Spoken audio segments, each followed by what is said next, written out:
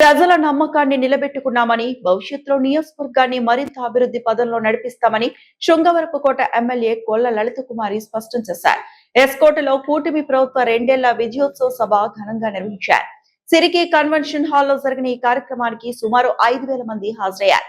MPDO అధ్యక్షతన జరిగిన ఈ సమావేశంలో ఎమ్మెల్యే లలితకుమారి ముఖ్య అతిథిగా పాల్గొని నియోజకవర్గ అభివృద్ధి సంక్షేమ ప్రగతి నివేదికను ప్రజల ముందుంచారు.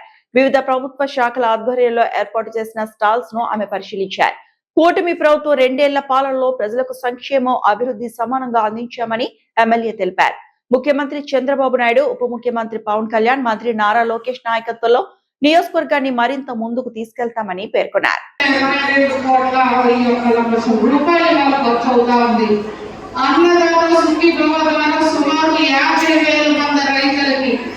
సుమారు 100 కోట్ల రూపాయలు 3 విడతలుగా అన్నదాత సుఖీభవ పథకానికి ఆ రైతాంగానికి డబ్బులు వేయడం జరిగింది.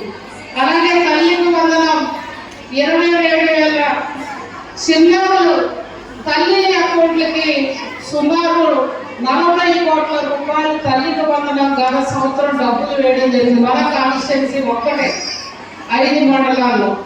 అలాగే ఉచిత గ్యాస్ 75,000 మందికి ఇవ్వడం జరిగింది. ఇప్పటి వరకు మనకి సుమారు 30 కోట్ల రూపాయలు ఇవాళ మనం వాటి కోసం ప్రభుత్వం ఖర్చులు భరించి మన మహిళలకు పెద్దపీట వేసింది అని చెప్పడం జరిగింది.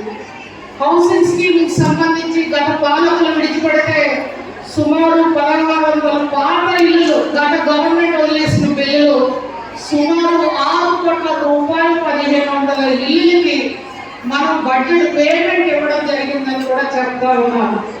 విద్యార్థుల స్కాలర్షిప్లు సుమారు 8,000 మంది విద్యార్థులకి 85 కోట్ల రూపాయల స్కాలర్షిప్లు ఇవ్వడం జరిగింది ఇవాళ మన కాన్స్టిట్యున్సీ ఒక్కటే.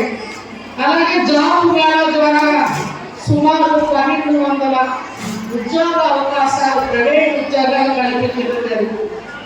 బియ్యం పోషణ కింద 13,000 మంది మహిళలకి కేంద్ర రాష్ట్ర ప్రభుత్వాల ద్వారా 10 కోట్ల రూపాయల నిధులతో పౌష్టికాహారానికి సంబంధించి కిట్లను ఇంటికే పంపించడం జరుగుతూ ఉంది.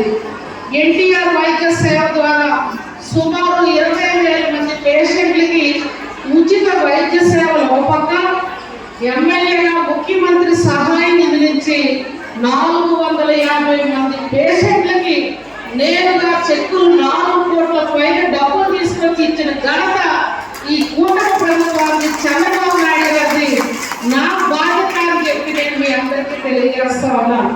ఇదే కాదు, చేనేత కార్మికులకు ఆదుకుంటున్నాం, ఈ ఇమాములను ఆదుకున్నాం.